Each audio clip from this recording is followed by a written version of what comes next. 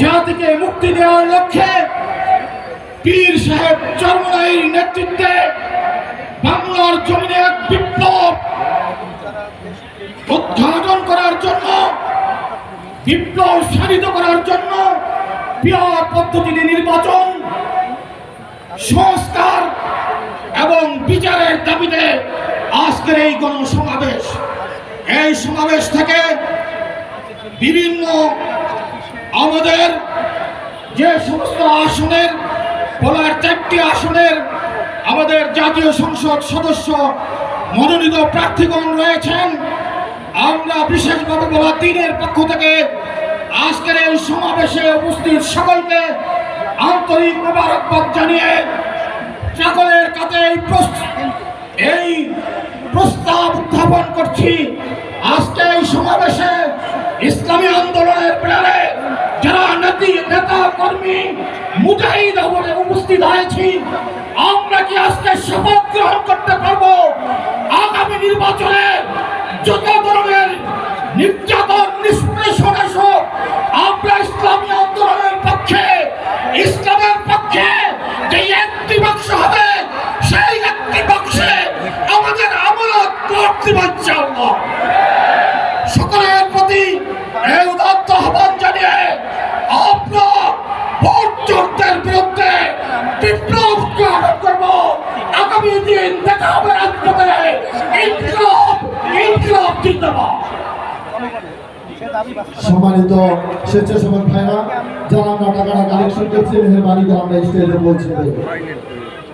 সম্মানিত শুনে এবার যা আপনাদের সামনে সংক্ষিপ্ত বক্তব্য পেশ করবেন ইসলামী আন্দোলন বাংলাদেশ ভোলা 4 আসনের মনোনীত প্রার্থী, ইতিমধ্যে যাকে সাধারণ জনগণ সদরে গ্রহণ করে আগামী নির্বাচনে বিজয়ের স্বপ্ন দেখছেন, সেই বিশিষ্ট রাজনীতিবিদ, বিশিষ্ট কমিস্ট জনাব হযরত মাওলানা প্রফেসর কামাল উদ্দিন বক্তব্য পেশ করছেন ভোলা 4 আসনের ইসলামী আন্দোলনের প্রার্থী প্রফেসর কামাল উদ্দিন।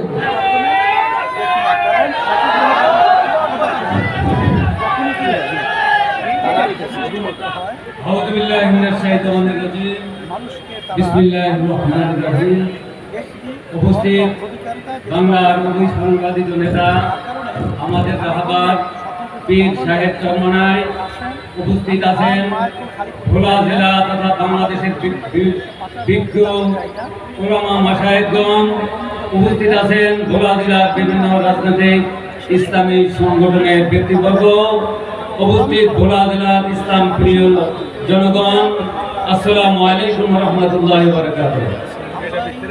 আলহামদুলিল্লাহ, এই বৈরী আবহাওয়ার মধ্যে আল্লাহ তাআলা একটি সুন্দর সময় আমাদেরকে দিয়েছেন প্রোগ্রাম করার জন্য। আপনারা জানেন এই দেশ শত শত বছর ইসলাম শাসন করেছে, ইসলামিক ব্যক্তিবর্গ শাসন করেছে।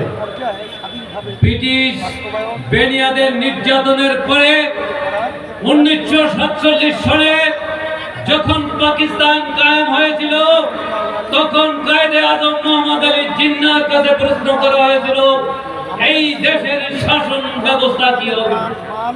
তিনি জবাব দিয়েছিলেন 1400 বছর আগে এই দেশের শাসন ব্যবস্থা তৈরি করা হয়ে গেছে।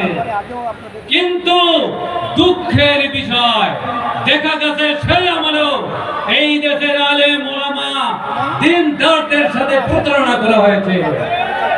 এই জন্য এই দেশের মানুষ সেই পাকিস্তানি শাসনও মেনে নেয় না।